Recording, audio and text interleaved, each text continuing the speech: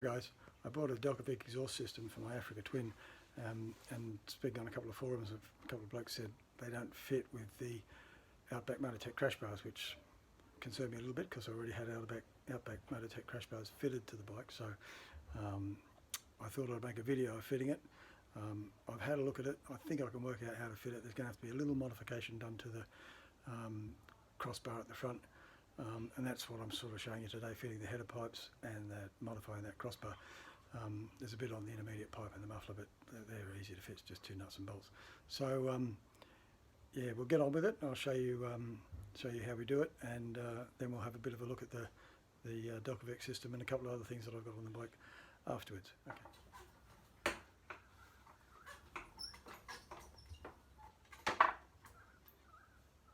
Oh. Nothing yet.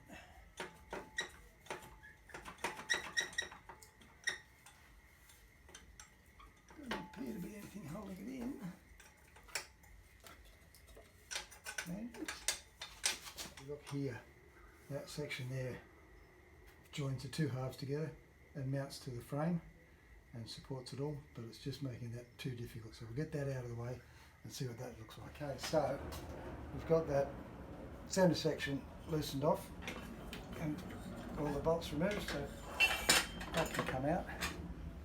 That's the bit where we suspect it's going to foul where the header pipes come out, so that's going to have to probably be cut away and have another Rio strip put down here to reinforce it and make it a bit stronger again, but we can modify that, I'm sure.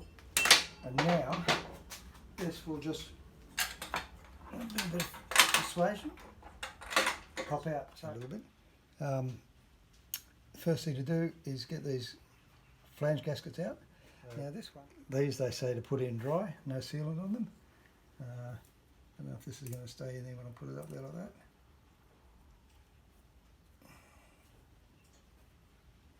Now something's going to fall out, so it has to go in with. Okay, so we sprayed that with a little bit of copper gasket spray, and that's just holding that in place now, so it's up in there.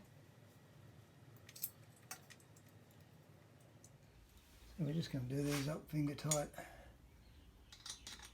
with the socket, but finger tight nonetheless.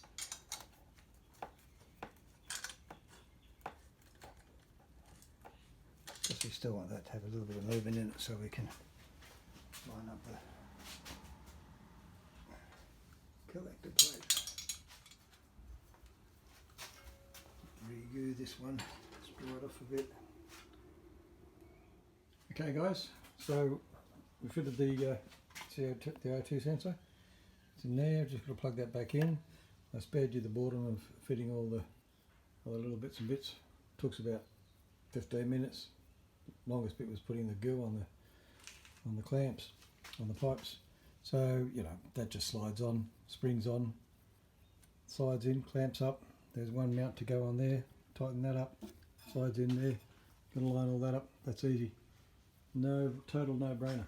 That was probably one of the easiest things I've fitted to this bike.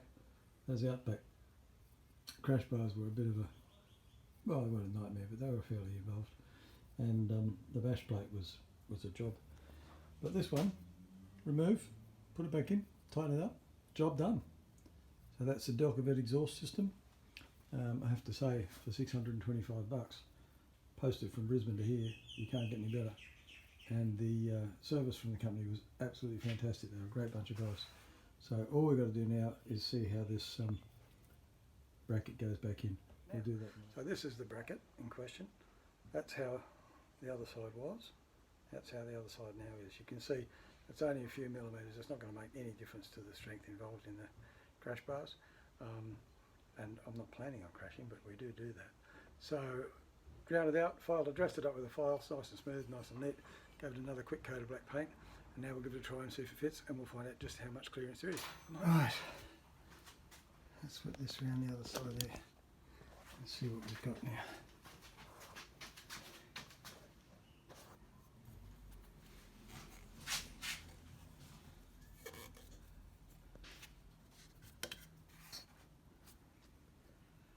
Yeah.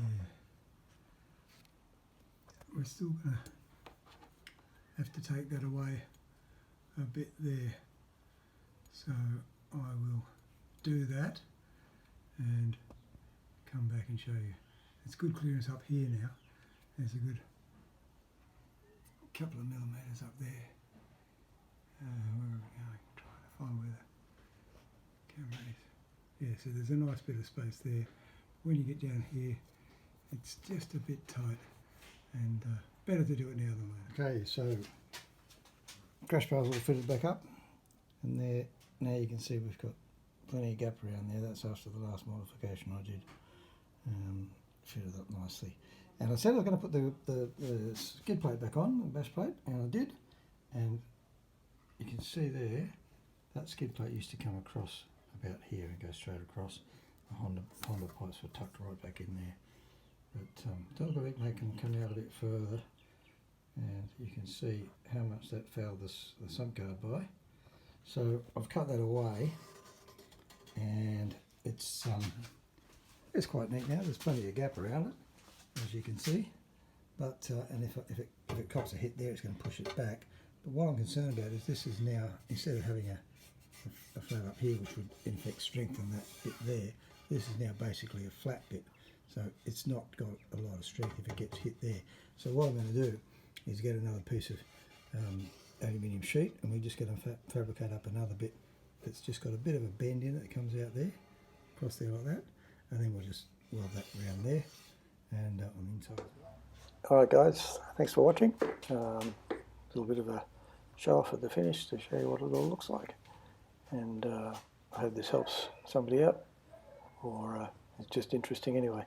So if you like what you saw, just click like, and I'll see you on the next one. Cheers guys, bye.